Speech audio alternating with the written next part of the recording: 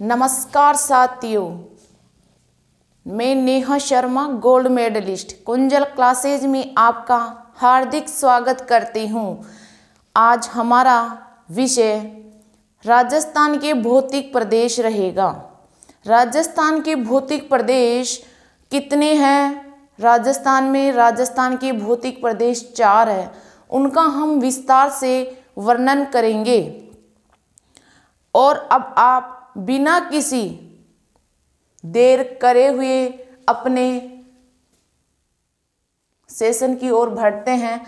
मैं बात करूं कि राजस्थान के जो भौतिक प्रदेश है, जो हमारा आज का टॉपिक रहने वाला है, वह भौतिक प्रदेश 4 है।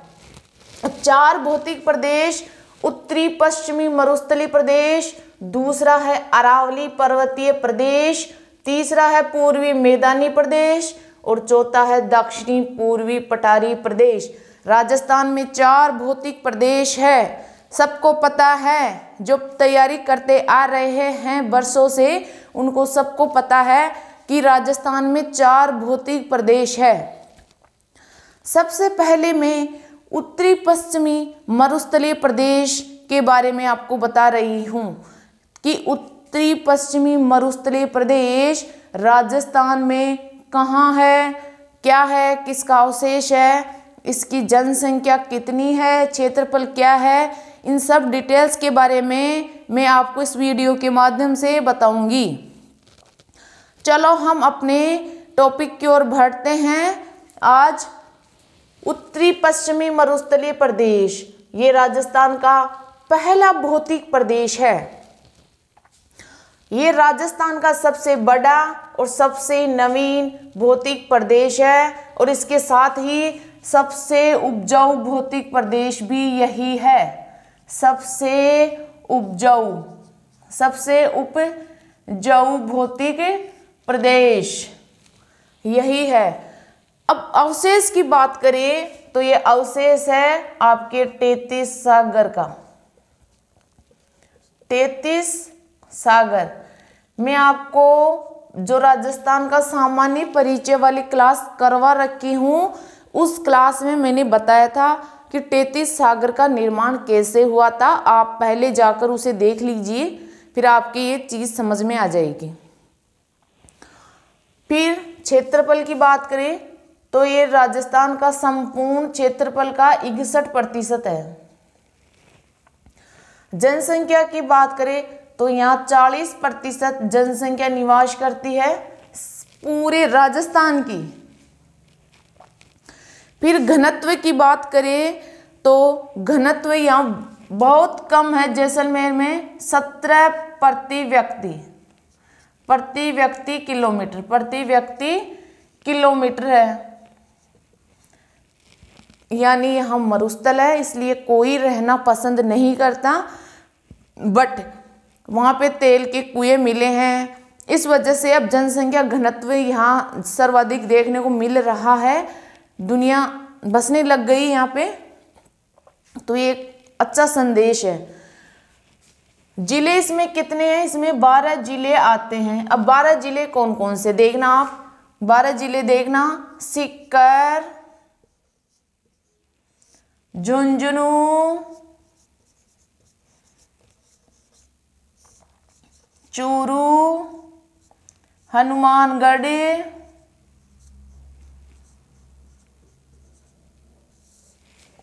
आपका गंगानगर,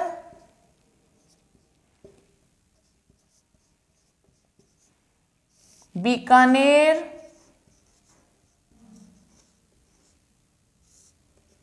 जैसलमेर,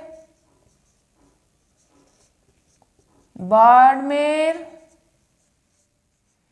झालोर,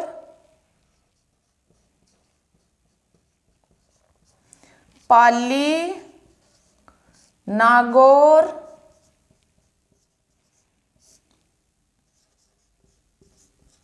जोधपुर। इसमें 12 जिले आते हैं: सीकर, झुंझुनू, चूरू, हनुमानगढ़, गंगानगर, बीकानेर, जैसलमेर, बाड़मेर, जोधपुर, पाली, नागौर और झालोर। आपके 12 जिले उत्तरी पश्चिमी मरुस्थलीय प्रदेश के अंतर्गत आते हैं राजस्थान के। यहाँ नदियों की बात करूं तो यहाँ पे मेन लूनी नदी है, लूनी नदी। लेकिन ध्यान से सुनना इस कंसेप्ट को, नदी कौन सी है? यहाँ लूनी। लेकिन इस नदी ऐसे सामान्य आपको पूछे कि यहाँ कौन सी नदी है तो लूनी नदी करनी है आपको। लेकिन बात करें कि वर्तमान स्वरूप कौन सी नदी ने दिया था? वर्तमान स्वरूप घग्गर या सरस्वती नदी ने दिया था। सरस्वती नदी ने दिया था इसको वर्तमान स्वरूप। और अगर यहाँ की मौसमी नदी पहुंचे ना, कि मौसमी नदी कौन सी है? मौसमी नदी तो यहाँ है कांतली या कांटली, कांटली या कांटली, कांटली। वो कांतली दूसरी है, कांतली या कांटली। नदी पूछे सामान्य नदी, लूनी नदी। अगर कौन सी नदी ने उत्तरी पश्चिमी मरुस्थलीय प्रदेश को वर्तमान स्वरूप दिया है, तब बात आएगी घग्गर या सरस्वती की। मौसमी नदी पूछे तो आपकी कांटली हो जाएगी। अब मैं नहर की बात करूं तो नहर, यहाँ पे नहर है इंदिरा गांधी नहर, इंदिरा गांधी नहर, इंदिरा गांधी नहर। इस इंदिरा गांधी नहर ने तो उत्तरी पश्चिमी मरुस्थलीय प्रदेश की काया ही बदल दी है। मतलब कि इससे बहुत वहाँ पैदावार हो रही है, लोगों को बहुत कुछ मिल रहा है। फसलों की बात करें तो वहाँ फसल उगाते हैं ज्वार, बाजरा, वहाँ पे मोटे अनाज उगाते हैं, ज्वार बाजरा, ये वहाँ की मुख्य फसलें हैं। वृक्ष की बात करें तो वहाँ का जो वृक्ष है वो है खेजड़ी। वृक्ष कौन सा है? खेजड़ी। पहले आप इसका स्क्रीनशॉट ले लीजिए।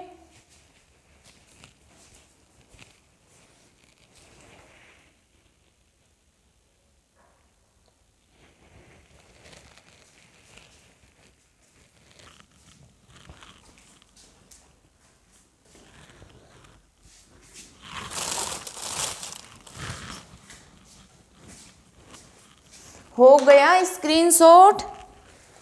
चलो हम आगे बढ़ते हैं।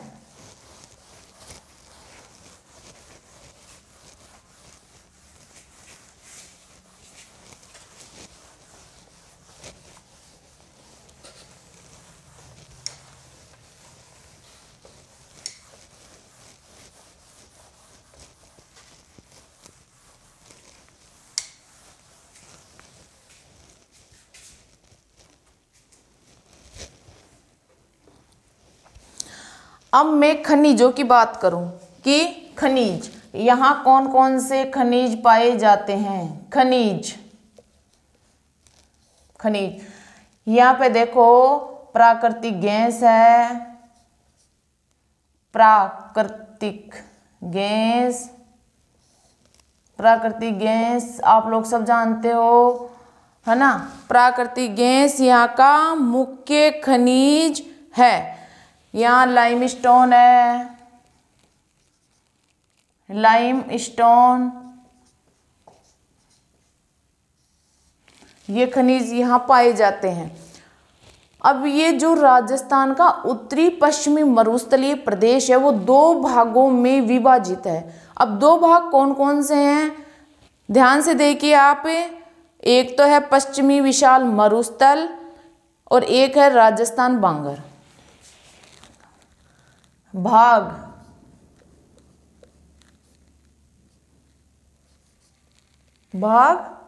दो है। अब दो भाग कौन कौन से देखना। एक भाग है पश्चिमी विशाल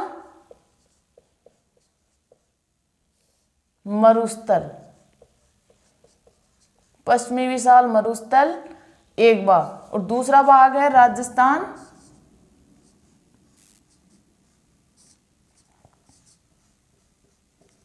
बांगर।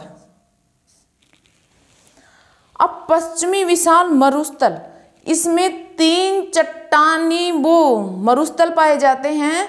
3 चट्टानी, पथरीला है, एक मिश्रित है और एक रेतीला है। तो उनको देखो, यहां 3 मरुस्थल पाए जाते हैं। हम्मादा, दूसरा है रेंग और तीसरा है इर्ग। ये तो है पथरीला मरुस्थल, पथरीला। आपका यह है मिश्रित और यह है आपका चट्टानी मरुस्थल, चट्टानी मरुस्थल, पथरीला मरुस्थल, यह आपका मिश्रित और यह आपका चट्टानी।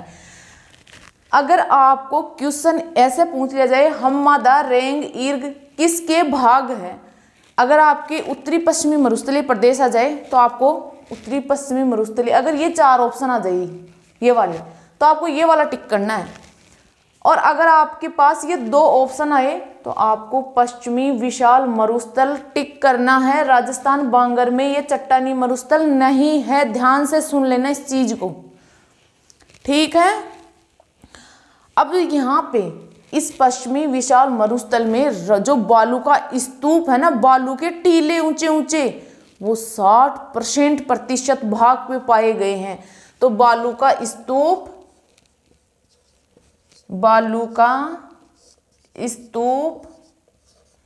यहाँ पे 60% भाग पर, 100 में से 60% भाग पर बालू का स्तूप पाए गए हैं।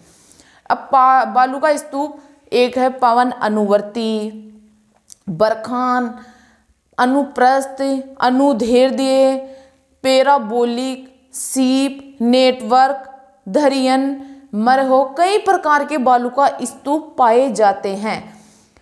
मैं आपको कुछ बालू का स्तूप यहां बता रही हूं।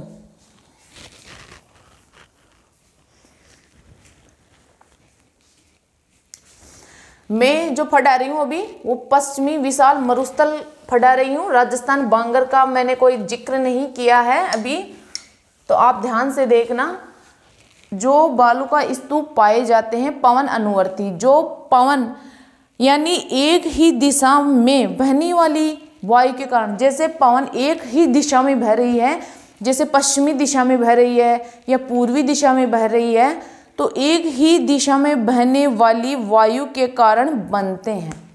दूसरे बरखान सर्वाधिक गतिशील, देख लो पवन अनुवर्ती। बालू का स्तूपों के प्रकार, बालू का स्तूपों के प्रकार बता रही हूं मैं आपको, है ना। तो पहला प्रकार है पवन अनुवर्ती, पवन अनुवर्ती। ये वो बालू का स्तूप है जो एक ही दिशा में, एक ही दिशा में बहने वाली वायु के कारण बनते हैं। ये एक ही दिशा में बहने वाली वायु के कारण बनने वाले बालू का स्तूप है, पवन अनुवर्ती। दूसरे हैं बरखान, बरखान या अर्ध चंद्राकार। ये सर्वाधिक गतिशील और मरुस्थल के वास्तविक स्तूप है, सर्वाधिक गतिशील, ये सर्वाधिक गतिशील बालू का स्तूप है।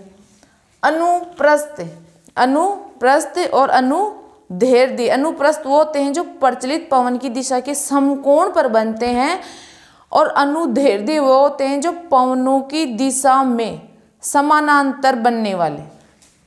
अनुप्रस्थ, अनुप्रस्थ प्रचलित पवनों के समानांतर, समकोण पर बनने वाली, समकोण पर बनने वाले। जो प्रचलित पवन होते हैं ना, उनके समकोण पर बनते हैं। ये सर्वाधिक गतिशील है और ये एक ही दिशा में बहने वाली वायु के कारण बनते हैं। एक होता है अनुदैर्ध्य, अनुदैर्ध्य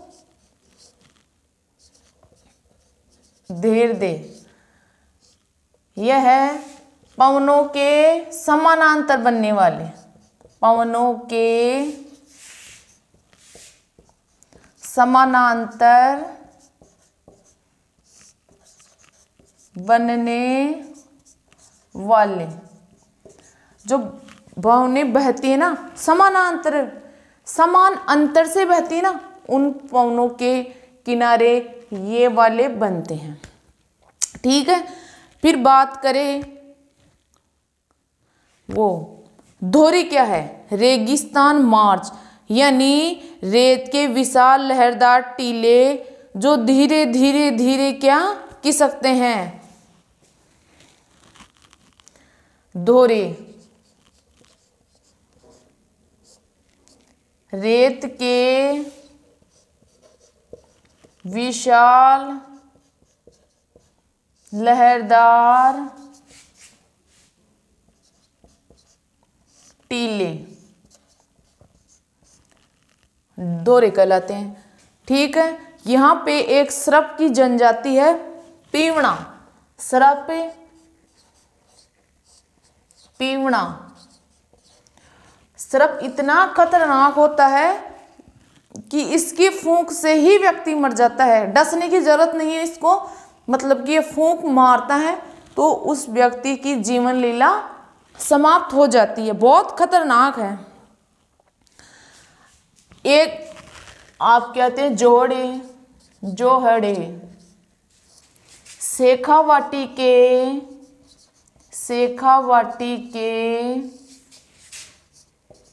कच्चे तालाब, उन्हें जोहड़े बोलते हैं, उन्हें जोहड़े बोलते हैं। हो जाइए इसका स्क्रीनशॉट।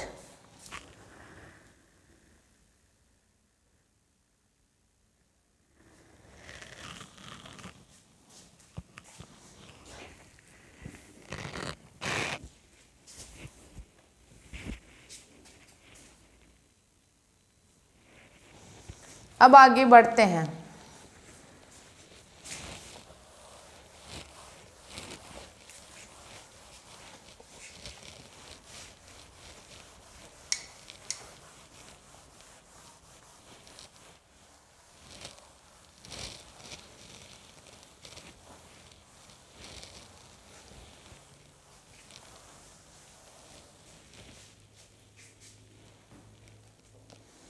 अब आगे बढ़ते हैं।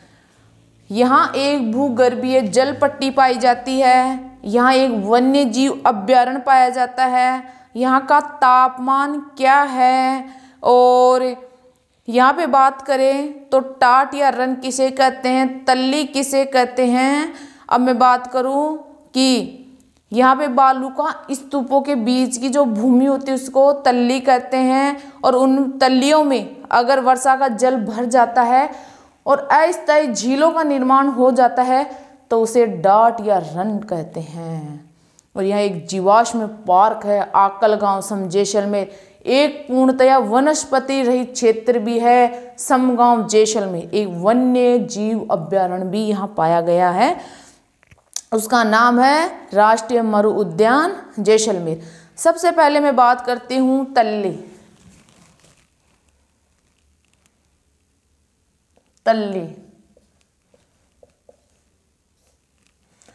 तल्ली वो होती है जो बालू स्तूपों के बीच की निम्न भूमि उसको बोलते हैं तल्ली। टाट या रन रन और या टाट उनको कहते हैं कि बालुका स्तूपों के बीच की जो निम्न भूमि होती है ना, और उस निम्न भूमि में जब जल भर जाता है और अस्थायी झीलों का निर्माण हो जाता है तो उसे टाट या रन कहते हैं। बालुका स्तूपों के बीच में बनी अस्थायी झीलें वो क्या है, टाट या रन। एक यहाँ पे जीवाश्म पार्क भी है, जीवाश्म पार्क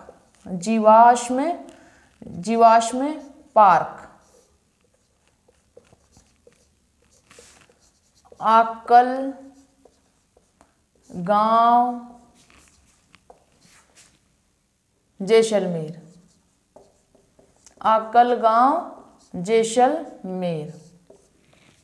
यहाँ पे एक पूर्णतया वनस्पति रहित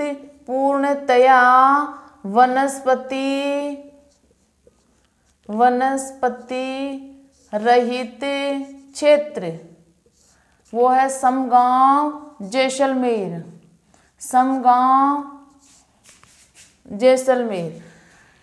यानी वहाँ बिल्कुल भी वनस्पति नहीं पाई जाती है समगांव जैसलमेर में। जीवाश्म पार्क आंकलगांव जैसलमेर में है। यहाँ एक मरु उद्यान भी है, राष्ट्रीय मरु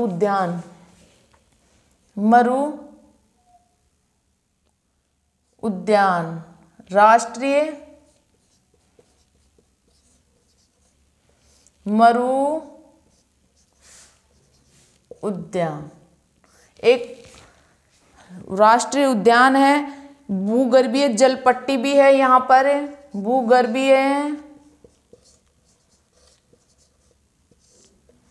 जल पट्टी वो है मोहनगढ़ से पोखरण तक। मोहनगढ़ से